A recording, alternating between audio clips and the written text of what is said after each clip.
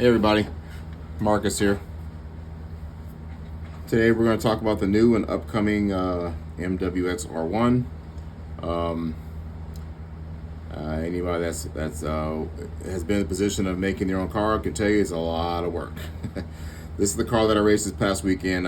It's pretty much all prototype. There's only a few parts out of production, like the front camera plate is production, and the little red hat washers on top of the springs are production. And other than that, really, it's all samples and beta testing and stuff like that. So it wasn't a complete car, but it went well. 3D printed front end held up pretty well. Didn't get sloppy throughout the weekend. I kind of thought it would, but it didn't. It's actually holding up real well. So we're gonna go over a few just basic things on the car. I'm not gonna dig too deep in anything just yet. I'll make another video in a week or two after pre-orders begin. But for now, here's a general of what's happening and what the things that I've added to the car. One of the most important things to me is just adjustability. I wanted to make a car where if you like an aggressive driving style, it'll do it. If you like a smooth driving style, it'll do it. And anything in between there. I've been able to get people to drive the car that like different setups, and the spring sets that come with the car will allow you to do soft front, harder rear, and vice versa. And once again, anything in between, it should be pretty easy to find a setup.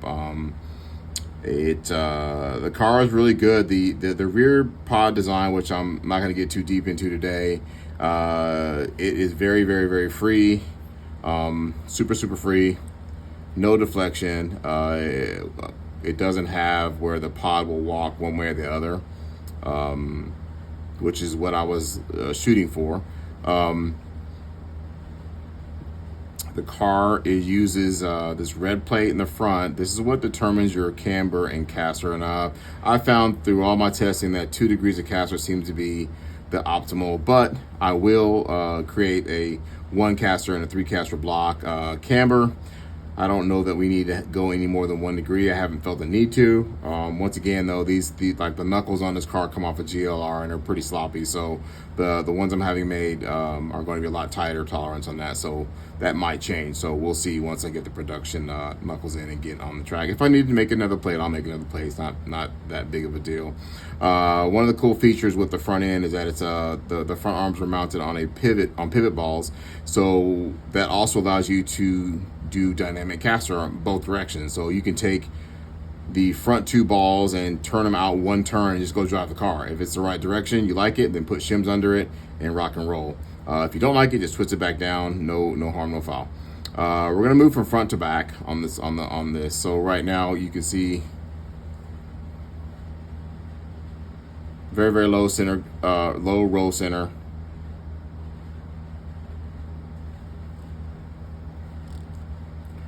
Moving on to the steering, using a steering post style for the steering.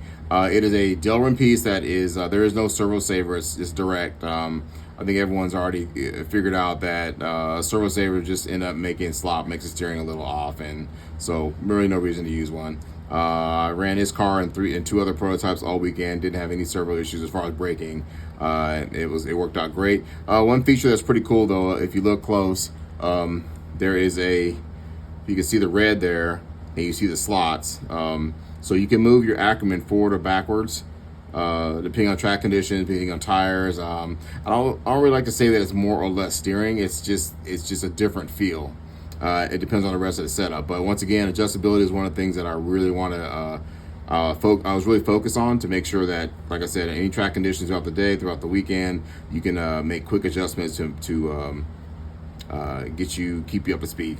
Moving on towards the middle, this is not the servo mount that's going to be on the car. It's going to have a floating mount, so the only contact mount point with the servo will be the center of the chassis. The outside will not touch the chassis. That's to keep flex equal. You wouldn't think it would make that big of a difference, but it really does. If you bind down the right side of the chassis and leave the left side chassis bound down, right side chassis clear, it will flex differently, especially with the thin brass chassis. Battery. So the battery bracket, as you can tell, it looks a little different than my standard. I've got it where you can flip the battery 4 ways. So you can have the wires come out here, wires come out here, wires come out here or here. And since there's no side links, you don't have to worry about your wires touching the side links and throwing the car off and doing all kinds of weird stuff like that. Moving on to the side dampers. Once again, these are not production side dampeners. The ones that will be on the car will be titanium nitride coated shafts, and anyone who's run these any side dampers for a while, well, you'll start getting a foggy type look on the shafts, and that means once you start seeing that, they're going to get stickier and it's just not going to be consistent. The same with the front. The front will also have titanium nitride coated kingpin, so I really want the car to be ultra smooth.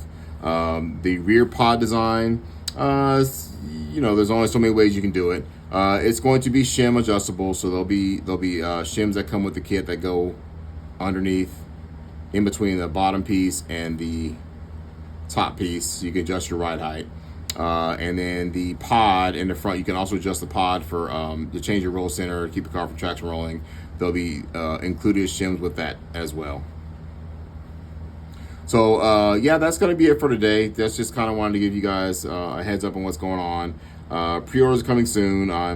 Production has begun. I'm just waiting on getting things in and make sure they're right and pretty much perfect. It's been a journey. Anyway, thanks for your support, and I hope to see you guys on the track soon. Thank you.